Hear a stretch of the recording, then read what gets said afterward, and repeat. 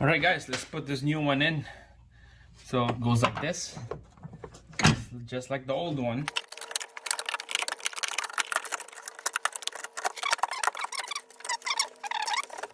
Alright, so after you shove that brake booster in, you have to turn that shaft, that plunger shaft on the driver's side. Has to turn that on the driver's side, and then you can put it on the hole. Because if you have that shaft on this side, it's just hard to go in there. So you have to turn it on this side. Lots of room, and then we'll put it in the hole.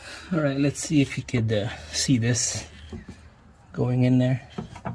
Make sure to get that hole right here for your brake booster valve. This facing, I believe, about 3 o'clock or 2 o'clock.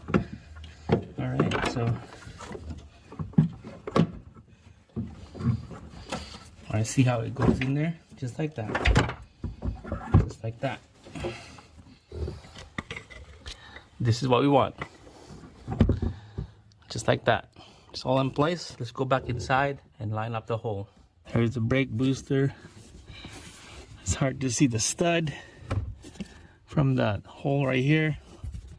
I'm just gonna eyeball it on the front, and let's see if the stud will come out. All right, so you can see I had to eyeball the stud in a hole using my finger. I hold the hole of the firewall, and then I just gonna line up the stud together, and then just wiggle the brake booster, and it will go in. So you know what? Let's put the bolts so it's not gonna move, and then I line up this plunger shaft to the brake pedal. All right, let's just push the brake booster back to the front for a bit. It's gonna push it forward so we could put this little plunger back.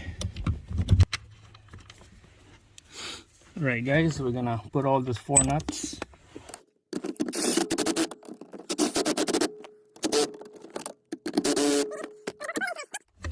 All right, here's the clip.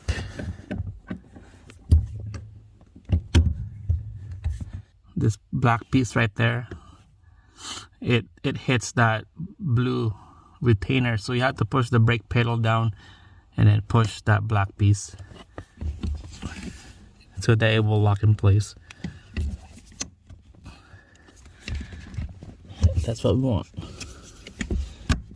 Like there. Nice and flush on this side, and then tabs sticking out on that side that's locked. All right, that's good. Let's go to the front.